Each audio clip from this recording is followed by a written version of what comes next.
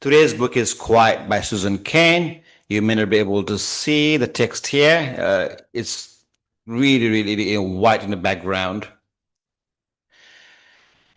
Susan Cain begins this book by helping us to see something we often overlook, quiet strength. She introduces us to Rosa Parks, not as a loud revolutionary, but as a woman described as gentle, soft-spoken, and reserved.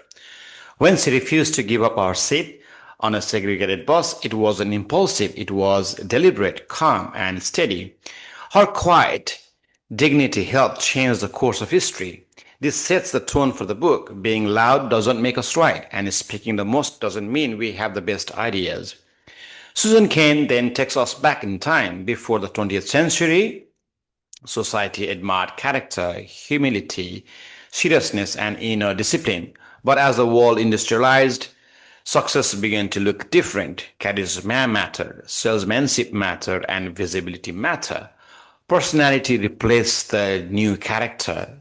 This gave a rise to what Susan Cain calls the extrovert ideal, a belief that to succeed we must be bold, outgoing, and constantly expressive. Introverts didn't disappear, they simply learned to live in the world that never stopped talking. The book then takes us into the classroom. Students are often rewarded for speaking up quickly, working in groups, and thinking out loud. But introverts process differently. They think before they speak, they reflect internally, they prefer depth over speed. When we make mistakes for being quiet as a disengagement, we don't just misjudge people, we overlook their potential. Susan Cain also challenges the modern brainstorming culture. We often believe creativity thrives in noisy rooms filled with energy and constant collaboration. But research shows that people generate more original ideas when working alone. In the groups, we tend to follow dominant voices. We self-edit, we play safe. Quiet ideas often never make it into the room. Cain isn't against the collaboration, she's against the imbalances. She argues for space to think deeply before sharing. The book then reframes leadership. Some of the most effective leaders are not charismatic showmen, they are quiet, humble, and intensely focused.